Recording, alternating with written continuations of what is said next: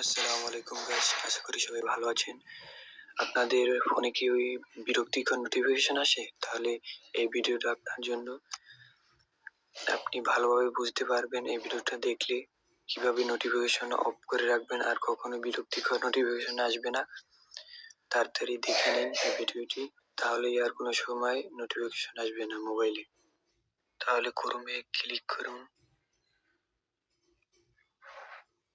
নোটিফিকেশনের এই চিহ্নটার ক্লিক করবেন, নোটিফিকেশনে ক্লিক করুন। এবার অ্যালাউ নোটিফিকেশন অফ করে দিলেই সব প্রবলেম সলভ। আর অন্য জায়গা থেকেও করতে পারেন। আপনারা প্রথমে সেটিং এ যাবেন, ক্লিক করুন, আর নোটিফিকেশনে ঢুকবেন, তারপর অ্যাপ নোটিফিকেশনে ক্লিক করুন। আপনারা এখান থেকে